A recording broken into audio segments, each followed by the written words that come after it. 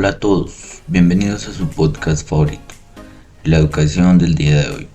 Para esta ocasión, la enseñanza del aprendizaje y la metacognición en estudiantes colombianos y cómo se relacionan con los ritmos de aprendizaje y modelos de aprendizaje será nuestro tema de discusión. Quien les habla, Jefferson Fernando Cerón, estudiante de la maestría en educación de la Universidad Minuto de Dios, y actualmente soy docente, por supuesto. Recuerden que el aprendizaje es un tesoro que sigue a su propietario durante toda la vida. Comencemos.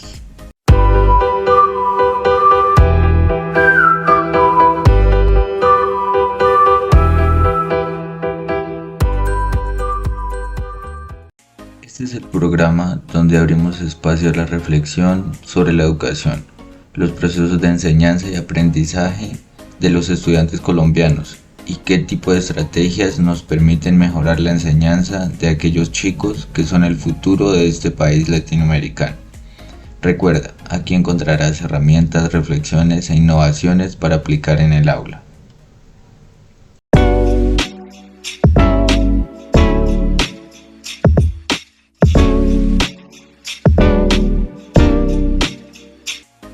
En el episodio de hoy exploraremos tres conceptos clave en el ámbito educativo: la enseñanza, el aprendizaje y la metacognición.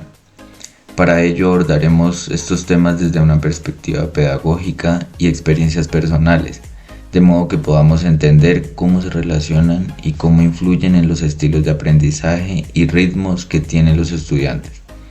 También hablaremos sobre la metacognición como una herramienta significativa para que los estudiantes se conviertan en aprendices más autónomos que reflexionen y elijan sus propias maneras en que quieren llevar a cabo su aprendizaje. Si eres docente, estudiante de pedagogía o simplemente te interesa el campo educativo, este episodio es para ti.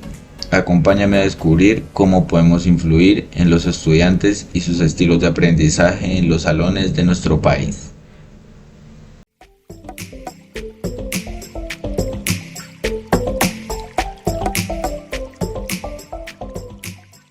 Hablaremos acerca de la enseñanza. La enseñanza es un término que tiene diferentes interpretaciones bajo las experiencias propias de cada uno de los involucrados en el campo educativo. Por ejemplo, Whitbrook en 1989 dice que la educación en el aula es un mundo complejo, ya que existen diferentes mundos y que están unos incorporados dentro de los otros, cada uno buscando objetivos distintos y con roles diferentes, que hace que el salón de clases sea muy diverso en cuanto a estilos de aprendizaje. Otro concepto que puedo referenciar es el de Bain en 2012, el cual dice que una buena enseñanza está fundamentada en la manera en que los estudiantes influyen en el aprendizaje de sus estudiantes y cómo esto es significativo para ellos, para lo cual se realiza una comparación entre los docentes populares y los docentes de calidad. Entonces, podemos evidenciar que en muchas situaciones nos encontramos que para diferentes casos nuestros estudiantes están más atraídos por un docente que les caiga bien, que les sea más condescendiente con lo que ellos quieren, pero sin ver cómo el avance en el aprendizaje no se ve muy claro. Por ejemplo, a mí me suele suceder en la institución donde trabajo que los estudiantes siempre buscan la manera de no hacer nada y usar siempre los celulares, y para ellos quienes los dejan hacer esas cosas son los buenos profesores y que dan una buena enseñanza. Revisando un artículo escrito por Sprock en 2018, me doy cuenta de que el autor destaca la importancia de conocer y diagnosticar los estilos de aprendizaje para adaptar y mejorar la enseñanza. También dice que cuando se identifican los estilos de aprendizaje de los estudiantes, los docentes pueden estructurar actividades que se basen en los estilos, haciendo el proceso educativo más efectivo. Esto es lo que plantea este autor. Sin embargo, al analizar este tipo de información puedo ver que es un poco fuera de nuestro contexto, no porque no sea bueno realizar este proceso, sino por la estructura de los estilos de aprendizaje, ya que desde mi experiencia mis estudiantes no siempre siguen un solo estilo de aprendizaje específico, sino que buscan siempre la manera de simplificar lo que se les enseña y la manera de entenderlo de una manera un poco más sencilla. Es decir, los estilos de aprendizaje no siempre se ven reflejados en los buenos resultados de la enseñanza, sino que es un ambiente flexible el que permite que se dé un buen producto final.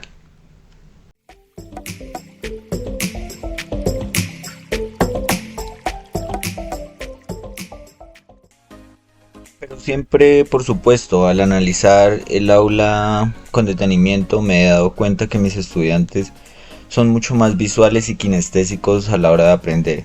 Aunque no son estilos que sigan siempre todos los estudiantes o que no se den la oportunidad de explorar otro tipo de estilo de aprendizaje que para ciertos temas les resulte mucho más llamativo. Y bueno, ahora hablemos un poco sobre el aprendizaje de nuestros estudiantes.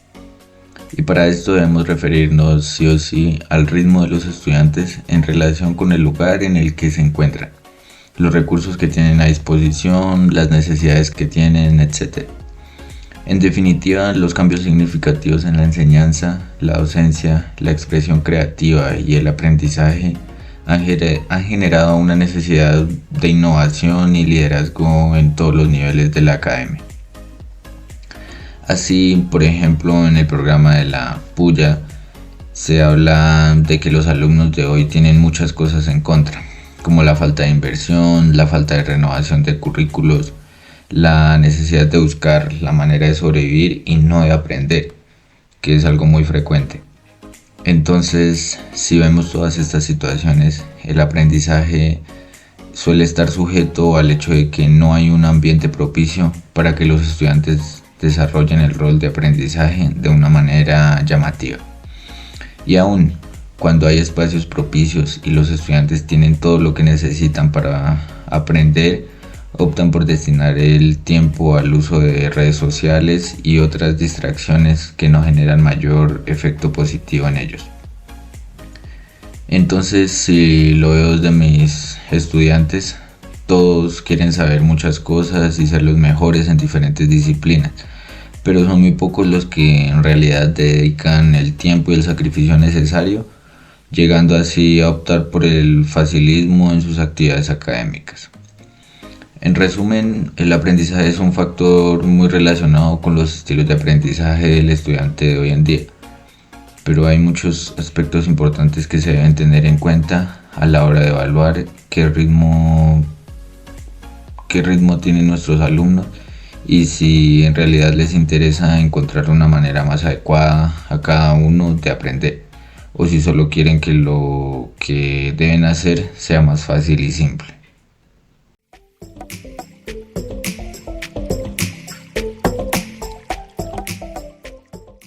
Ahora vamos a hablar de la metacognición de que los estudiantes desarrollan, un concepto que tiene mucha relevancia en la educación en los últimos años. En términos generales, la metacognición es un término creado en los años 1900 y lo que en sí significa es que es algo que está por encima de la parte cognitiva. Es decir, se trata de ser conscientes del propio aprendizaje para poder decidir la mejor manera en que aprendo, ya sea en el aula de clase o en la vida cotidiana. Este proceso está dividido principalmente en tres componentes. Primero, el conocimiento de lo metacognitivo, que es identificar cómo aprendo y proceso la información que recibo y cómo lo hacen los demás. Segundo, la regulación, lo cual es controlar las estrategias que te faciliten el aprendizaje, para lo cual debes monitorear el proceso de lo que se hace y hacer modificaciones frente a ello. Y tercero, la experiencia metacognitiva, lo que nos indica que debemos identificar lo que sentimos cuando aprendemos para así entender la experiencia interna de lo que hacemos y así identificar lo que me hace sentir bien a la hora de aprender y cómo debo hacerlo para sentirme bien mientras aprendo. En resumen, la metacognición es la habilidad para ser conscientes de cómo aprendemos, monitorear la comprensión y evaluar la efectividad de las estrategias que aplicamos en nuestro día a día de aprendizaje. Entonces, la promoción de la metacognición en nuestros estudiantes puede generar aspectos muy positivos en la autoevaluación de los pensamientos críticos de los estudiantes y de cómo se identifican dentro del aula de clase, no solo en cuanto a sí mismos, sino también en relación con sus compañeros y docentes. Todos estos puntos pueden resultar en alumnos mucho más centrados en lo que quieren y necesitan. Sin embargo, no es tan sencillo incentivar este tipo de aprendizajes, ya que en la actualidad la tecnología no está generando los efectos positivos en la educación que estamos buscando, ya que es un distractor más que un facilitador de la educación, y en muchos casos, como lo es en mis estudiantes, prefieren hacer actividades como videojuegos o redes sociales y no utilizar la tecnología para un propósito más educativo.